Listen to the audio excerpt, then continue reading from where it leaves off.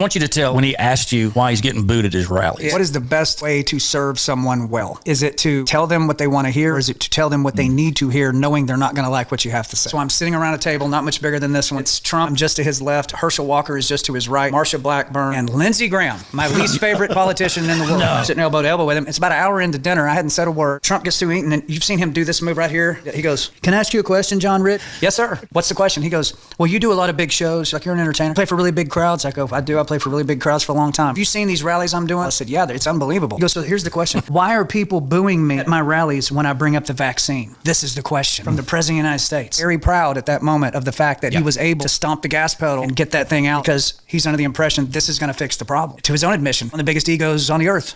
And he's very proud of this. But I'm being asked a very direct question. Looked at him and I said, "Okay, I'm going to tell you the answer and you're not going to like it." He goes, "Okay, what's the answer?" I said, "Let me start off by saying this. We, the American people, do not trust the people that you were forced to trust at the time when this was happening." Said, by the people we don't trust, here's who I mean. The FDA, the CDC, the NIH, the WHO, Fauci, and all the rest of them. Said, "Mr. President, we consider them to be a bunch of murderous, depopulationist psychopaths." And his reaction was? He goes, "Unbelievable." I said, "Let me tell you why they're booing you. Because all of them, including me," I said, "I would boo you." You did not. I would boo you. Really?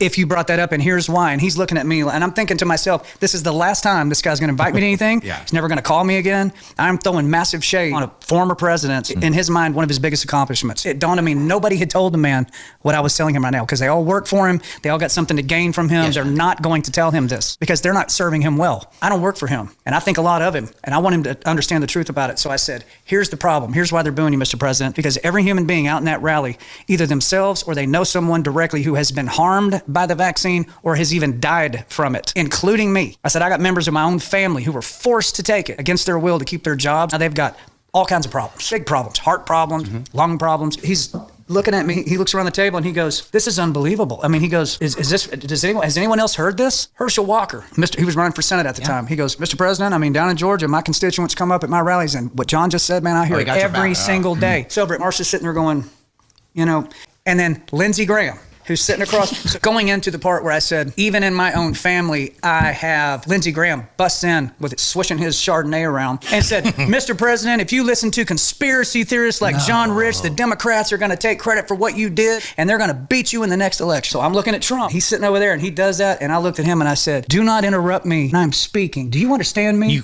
What? And he looked at me and he goes, "Well, I didn't mean to disrespect you." I go, "Yeah, but you did." So I look at him one more time. I go, "Now let me finish what I was saying." And then I finished it. Okay. Trump ended that by saying, "So I guess no more vaccine talk." I said, "I think that's a good idea. I think you're going to learn a lot about it."